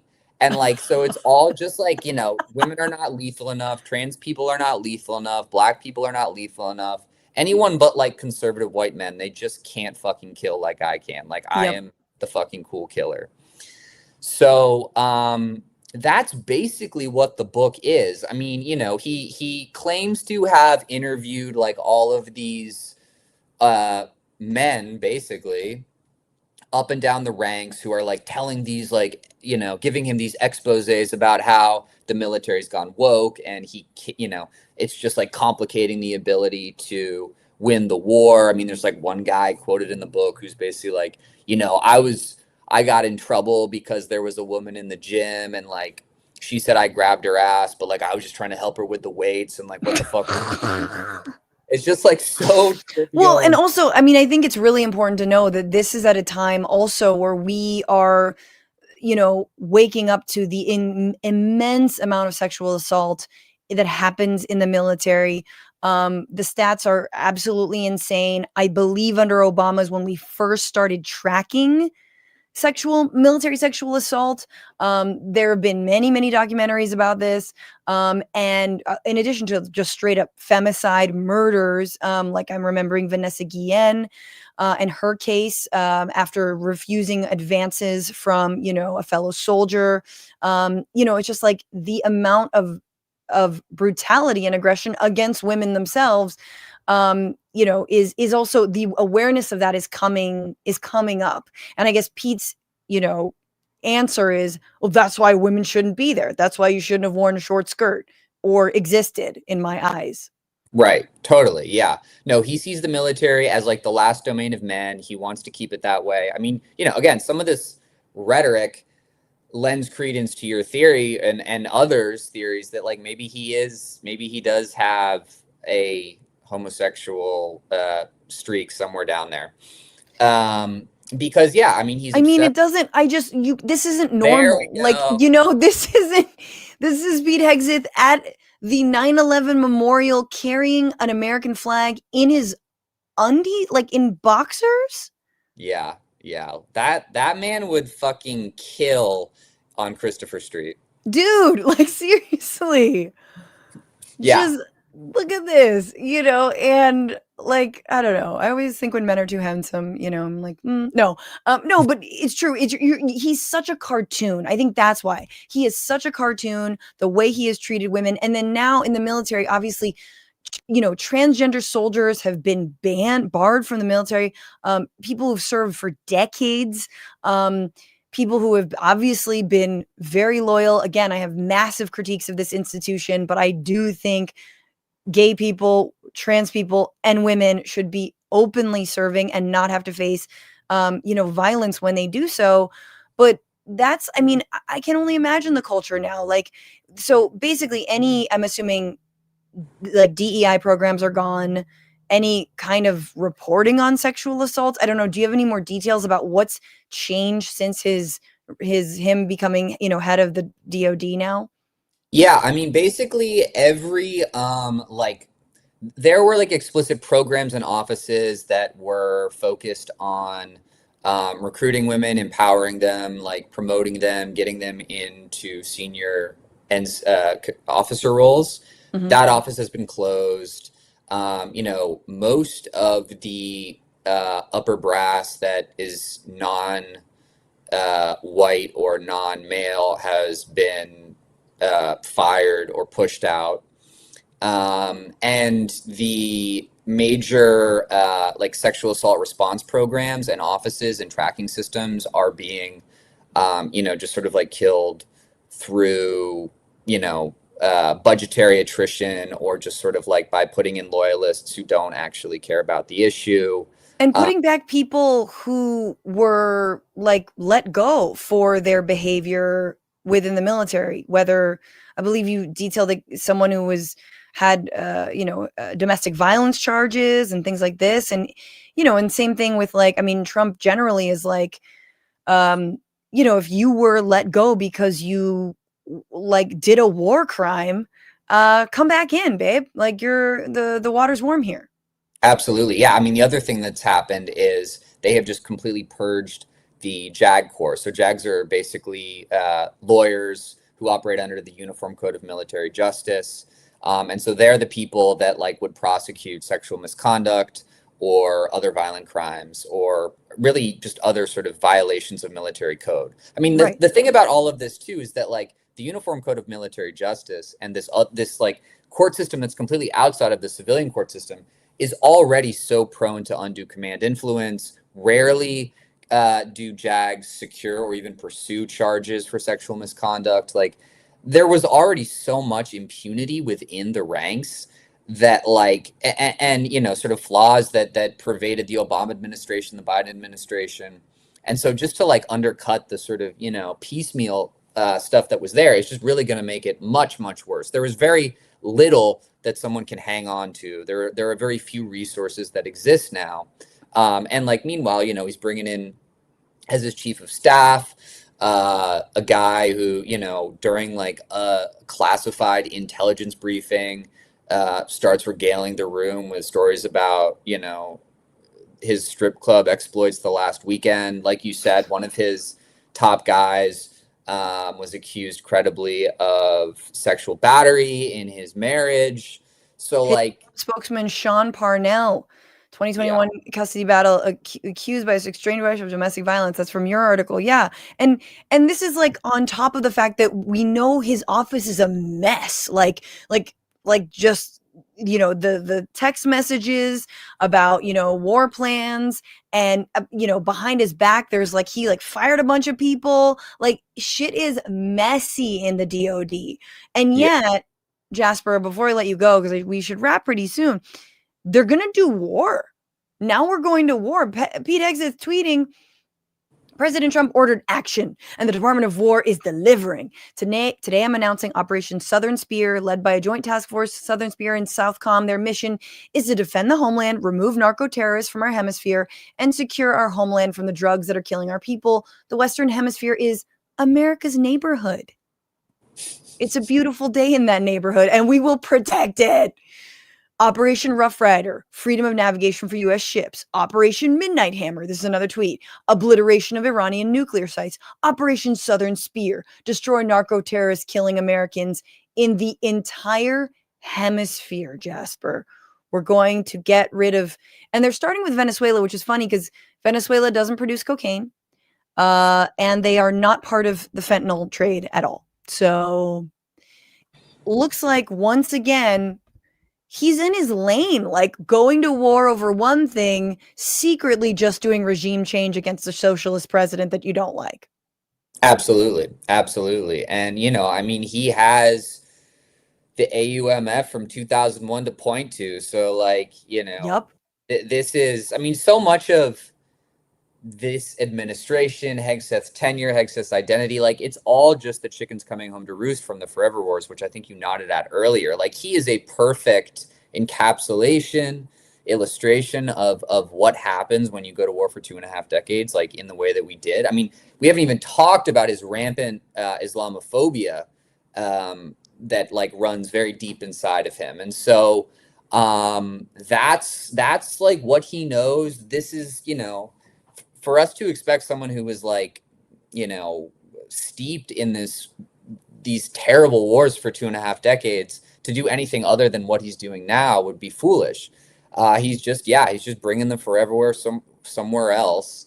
And it kind of is perfect. It like does perfectly encapsulate someone who didn't rank really, and wasn't making decisions, and wasn't ever in the hot seat answering for why the hell the surges and the extra deployments weren't working and what was going on. It's like, no, because if you actually learned the lessons from those wars, it was like there was no which way to slice it. You could be as hard as you want. You could do even more war crimes. It wasn't going to help the situation. Nothing was going to turn it around. Obama, as he got out of Iraq, surged in Afghanistan, which was really, really effing stupid.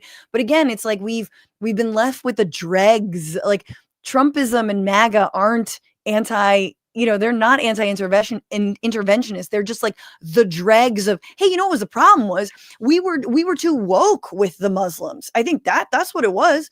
We were trying to do regime change. Don't do regime change, steal all the oil. You know, like that was, you know, that is also sort of the other side of this like faux isolationism is just, it's just dumbasses thinking they could have done it better, which is literally just the story of American militarism, is people thinking they could have done it better. Absolutely. Absolutely. And, you know, this is all very dangerous too, because like, you know, the sort of like domestic or the foreign deployments are getting closer to American shores. Like, this is all happening in our region. This is all predicated on, like, you know, what Steve Bannon calls the criminal invasion of the southern border. Like, this is all headed in a direction where military force is going to be used in extreme ways, I believe, in American streets. Like, that is what a lot of this is testing and teeing up. The National Guard being deployed to American cities that, you know, judges are trying to prevent. But you're like, yeah, man, this is where, like, southern border, CBP operating 100 miles from any border. Like, this isn't about foreigners. This is about us. This is about everybody here. Yeah. So, it's going to get worse before it gets better. And, I mean, you know, like, everybody also asks me why Trump hasn't dumped Hegseth yet. And for a bit, I was like, I think he probably will, just because Trump doesn't drink and he doesn't like alcoholics. And so I assumed that, like, one day. Wait, what do you mean? But Hegseth hasn't touched a drop of alcohol since he was sworn in. He told lawmakers he wouldn't. I know. I've been trying to find his liquor store and just go stake it out, but I haven't. God damn it, you really should. You got to find who is his like, you know, DoorDash delivery. But sorry, but yeah, so you think that he might, I mean, this is a big test, right? Like, what happened? We've got 20 strikes in the Caribbean. 80 people have been killed. We have no confirmation whether these people were narco traffickers. But again, look at what they're doing to people in this country. We can bet that they were not involved in anything illicit. Like, this maybe is like little Petey's test, you know? And it's like, but Petey's test is also Marco Rubio's test, because Rubio and Pete, it's like and Trump, they're not really all on the same page, you know? Yeah. No, I agree. I mean, I think it just comes down to Hegseth's loyalty to Trump. And I think he's stuck around because he is so unyieldingly loyal. And, you know, Trump, at the end of the day, I think understands that if he does want to try and remain in office post 2028, the only way to do that is if he has a pliant military. And there is no better man than Pete Hegseth to try to make that happen.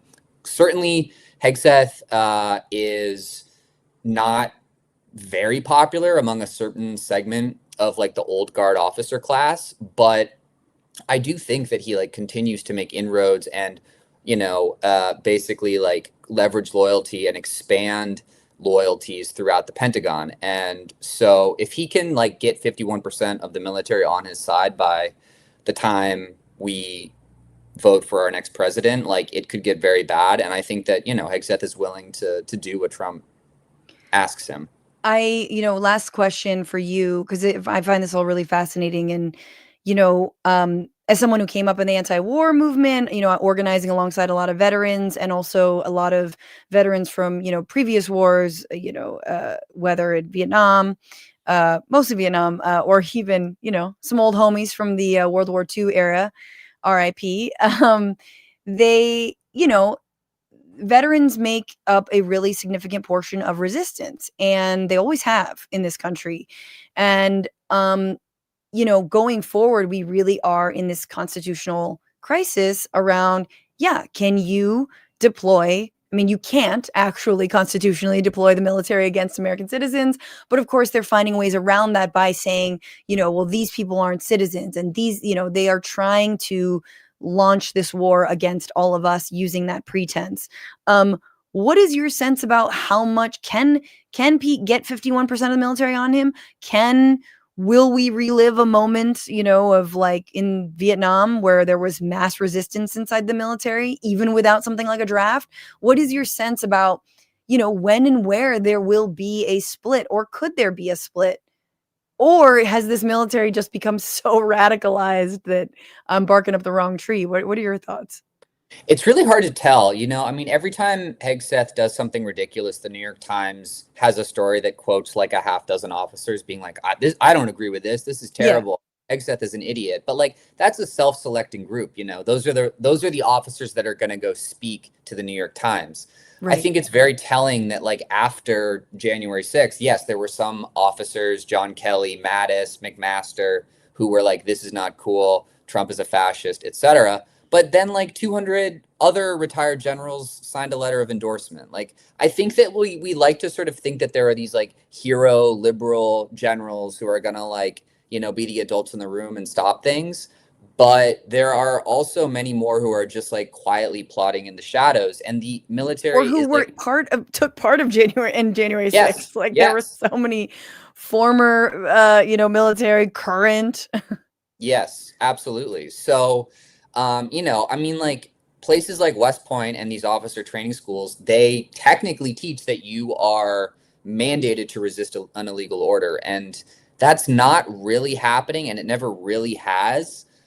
You have seen some like people step down rather than like, you know, follow through on orders they most likely think are illegal, but then they just stay quiet. Like the military culture is so much about compliance and hierarchy and following orders. And so what really needs to happen, in addition to support all of these like grassroots veterans organizations that are trying to save their VA healthcare and, you know, prevent calamity overseas or on American streets, like these top level guys need to like stand up and speak out and actually do more than just like write an op-ed and like fully like put some skin in the game. Yeah, absolutely. I think that's kind of what we see, you know, the weakness from like the Democratic Party as well. Or, you know, it's like, well, or even former Trump officials, I'm gonna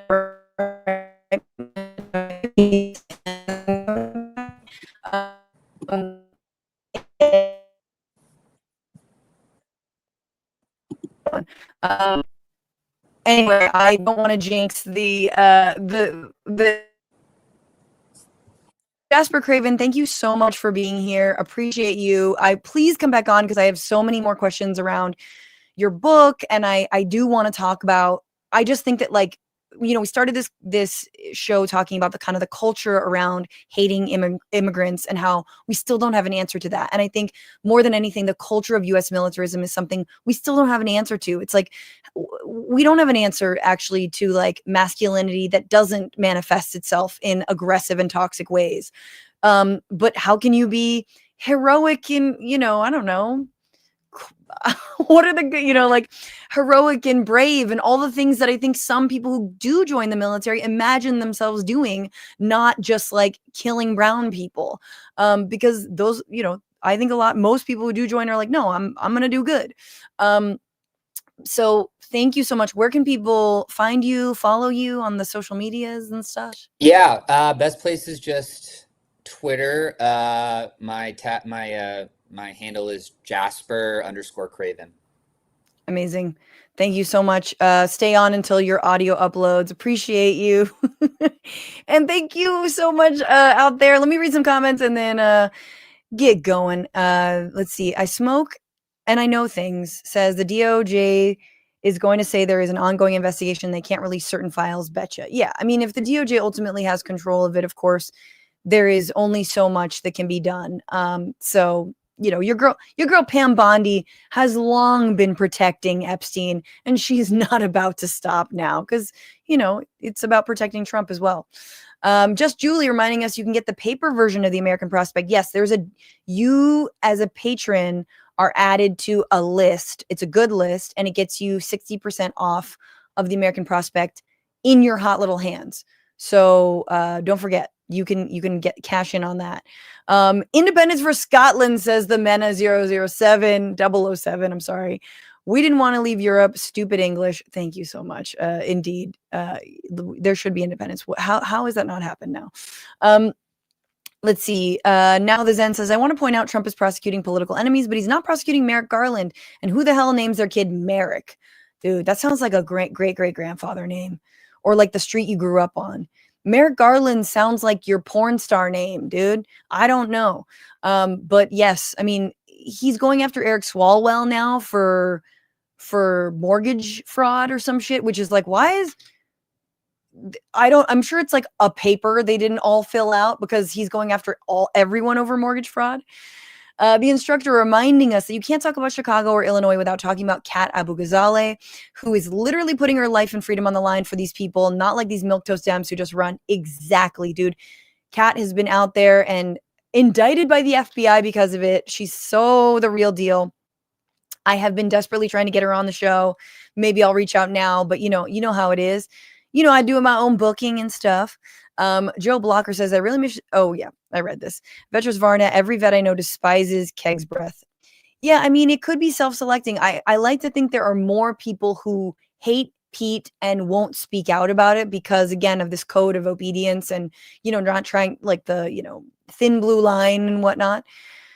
But yeah. Rar Bears, thank you for your super chat. More than half of Congress are millionaires. Do we really think they represent our interests? We need to vote out the millionaires. I mean, definitely start with the Senate, but yes, Congress as well. I mean, let's stop the insider trading. Nancy Pelosi's cashed in. Now she's going to fight to stop insider trading now that when she leaves office. And thank you, DJC Mission. Stop my YouTube membership, Patreon coming soon. Patreon.com/bitchuationroom. But I appreciate any support in all the places, and I will do so with the fart song. $10 more gets you that shout out. It's the price of an expensive drink that is way too sweet, you guys. And thank you.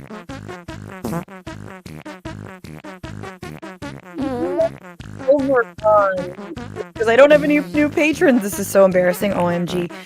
Skeptic Cam, thank you. King Carcass 1349, thank you. Thank you, Michael Jonathan, for your super sticker. Thank you, Vermilion Tall Pan, for becoming a member, and Ronan Pellin, appreciate you as well. Over on Twitch, thank you, Omega Star, resubscribing 3 months strong. Thank you, Pogs in a Blanket. That's very cute. Thank you, I Don't Like Drugs, for your bits and all years. Thank you, God from Fault, for gifting 9 community subs over on Twitch, and Snaps to 302 as well. Appreciate y'all. And that does it for the show today. We will see you next Tuesday, but stay tuned. I will be on many other shows this week. I may do an impromptu show Thursday. Tomorrow I'm going to be on Danielle Moody's show on Substack if you're listening live. Remember to fight the power. Remember to fuck the patriarchy. Free Palestine. And don't just bitch about it. Be about it. I'll see you very soon. Bye.